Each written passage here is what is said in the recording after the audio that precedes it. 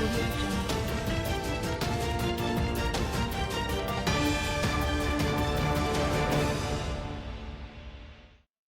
Hello everyone and welcome to another episode of daily market rundown, जहां पर हम discuss करते हैं about all the important news and events that has happened in the market today. और आज भी इस वीडियो में हम ऐसे ही कुछ इंपॉर्टेंट न्यूज और इवेंट्स को डिटेल में डिस्कस करेंगे and we'll try to understand the news, its impact in full detail. तो स्टार्ट करते हैं आज की पहली न्यूज से, जहां पर हम देख सकते हैं कि आज फर्टिलाइजर स्टॉक्स में एक रैली देखने को मिली। और इसमें जो मेनली लीड किया वो था FACT stock which is fertilisers and chemicals Travancore limited, and वो नियरली 8% तक बढ़ा in the early rally. Rally का जो मेजर रीजन था वो ये था कि गवर्नमेंट ने एक सब्सिडी अनाउंसमेंट करी है, जहां टोटल सब्सिडी अप्रूव हुई है 41,534 करोड़ की। अब स्टॉक्स में पॉजिटिव मोमेंटम क्यों आया? तो सबसे पहले तो गवर्नमेंट ने ये जो सब्सिडी अनाउंस करी है under the nutrient based subsidy scheme, and इससे क्या होगा, जो फर्टिलाइजर का प्राइस है वो स्टेबल रहेगा और कंपनी के मार्जिन भी सेफ रहेंगे। साथ ही में ग्लोबल सप्लाई चेन अभी काफी ज्यादा डिस्टर्ब हो रखी है, गैस, रॉ मटेरियल सबके कॉस्ट बढ़ रहे हैं, और अगर सब्सिडीज नहीं बढ़ होती तो कंपनीज के मार्जिन हिट होते। साथ ही में फर्टिलाइजर सेक्टर जो है वो काफी ज्यादा रेगुलेटेड है, मतलब कंपनीज जो हैं वो फ्रीली प्राइस इंक्रीज नहीं कर सकती, कॉस्ट बढ़ने पर गवर्नमेंट सब्सिडी देती है। और रिजल्ट यही है कि प्रॉफिट विजिबिलिटी इंप्रूव है, क्योंकि स्टॉक्स ने भी रैली किया इसी रीजन की वजह से, बिकॉज सब्सिडी अब आ गई है। साथ ही में गवर्नमेंट ने ये इंश्योर किया कि फर्टिलाइजर्स अफोर्डेबल रहे, इनका डिमांड जो है वो काफी ज्यादा स्टेबल रहती है, एंड कंपनीज की भी वॉल्यूम विजिबिलिटी मिलती रहे। तो इससे ये बेटर होगा सब्सिडी से। अब इससे काफी सारे स्टॉक्स बेनिफिट हुआ है, एज आई डिस्कस्ड फैक्ट 8% तक बढ़ा, it was a top gainer, and बाकी फर्टिलाइजर स्टॉक्स में भी काफी स्ट्रॉन्ग बाइंग देखने को मिली, whether it is Chambal fertiliser और कोरोमंडल इंटरनेशनल। और ये रैली ने पूरा क्लियरली दिखाया कि this is not a policy driven rally, it was a demand driven rally, and it was not a demand driven rally, sorry, but it was drive by the policy. तो short term में तो sentiment जो है we could see कि ये strong sentiment है, but obviously long term में depend करेगा कि कैसे ग्लोबल इनपुट प्राइसेस होता है and for the future subsidy continuation होता है या नहीं होता है। And now let's talk about the second news for the day, जहां पर हम देख सकते हैं कि वर्ल्ड बैंक ने इंडिया का जो फाइनेंशियल ईयर 27 का जीडीपी ग्रोथ फोरकास्ट है उसको 6.6% कर दिया है, जो कि पहले 6.5% था। अब ग्रोथ हमें स्ट्रॉन्ग इसलिए लग रही है क्योंकि इसलिए इसके पीछे काफी सारे रीजंस हैं जो ये किया गया है। तो सबसे पहला तो डोमेस्टिक डिमांड स्ट्रॉन्ग है, कंजम्पशन स्ट्रॉन्ग है, सपोर्ट मिल रहा है लो इन्फ्लेशन और स्टेबल इकोनॉमिक एक्टिविटी से। साथ ही में जीएसटी रेट्स कम होने से गुड्स भी सस्ते हो गए हैं, जो भी गुड्स रिलेटेड हैं।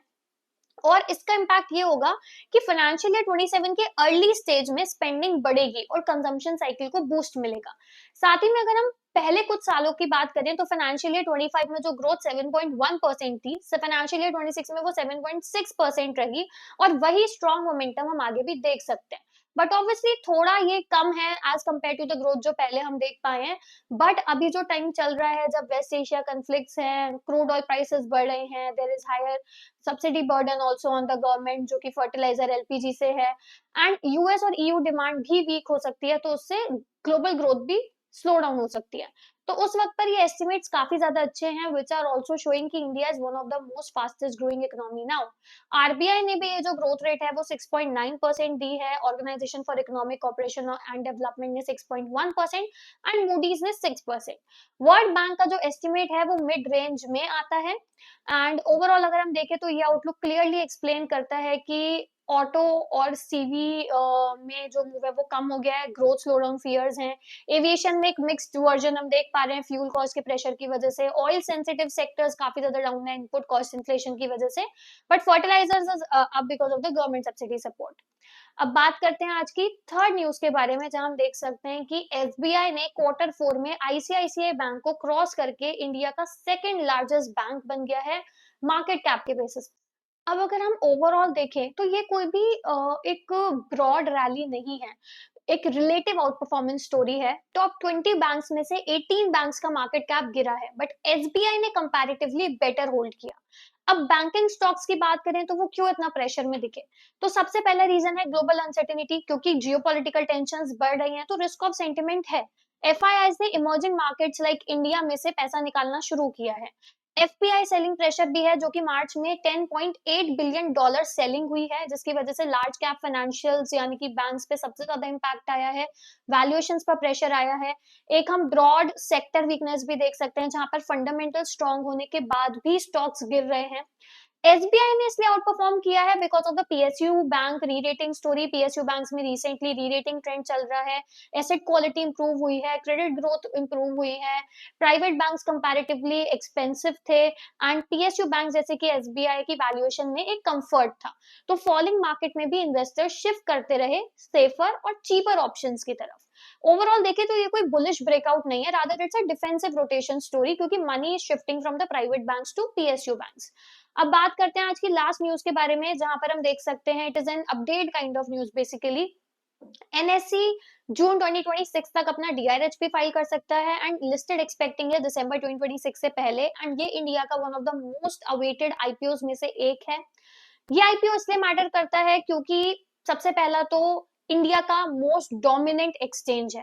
एनएसई डोमिनेट करता है डेरिवेटिव ट्रेडिंग में और इक्विटी वॉल्यूम्स में, तो एक्टिविटी के टर्म्स में ये बीएसई लिमिटेड से भी काफी ज्यादा आगे है।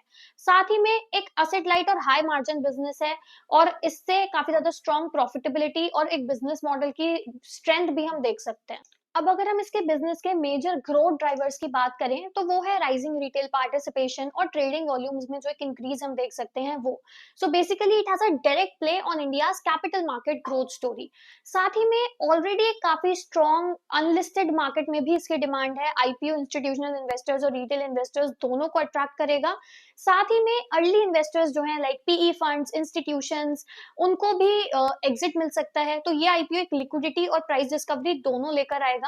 कुछ रिस्क हैं लाइक रेगुलेटरी हिस्ट्री, तो पास्ट में कोलोकेशन केस और गवर्नेंस कंसर्न्स भी देखे गए थे, एंड रेगुलेटरी अप्रूवल्स जो हैं they need to be critically monitored. कुछ वैल्यूएशन कंसर्न्स भी हैं क्योंकि अनलिस्टेड मार्केट में ऑलरेडी बहुत ज्यादा हाई वैल्यूएशन है। साथ ही में आईपीओ टाइमिंग भी काफी ज्यादा डिपेंड करेगा। सो ओवरऑल टाइमिंग इसलिए काफी ज्यादा इंटरेस्टिंग है क्योंकि करंटली रिटेल पार्टिसिपेशन हाई है, ट्रेडिंग वॉल्यूम स्ट्रॉन्ग है, फाइनेंशियलाइजेशन ऑफ सेविंग बहुत ज्यादा बढ़ रहा है। So this is a perfect environment for a exchange related IPO. Overall let's see कैसे मार्केट में एंट्री होती है आईपीओ की, एंड क्या ये इंडिया का सबसे वैल्यूएबल एक्सचेंज लिस्टिंग में से एक बन सकता है या नहीं। And this were all the 4 news we needed to cover for today's video. I hope आपको ये वीडियो अच्छा लगा हो, समझ में आया हो, and thank you so much for watching. अगर आपको वीडियो अच्छा लगा हो so do not forget to like, share our video and subscribe to our channel as well, and I'll be back with another video and another important market updates.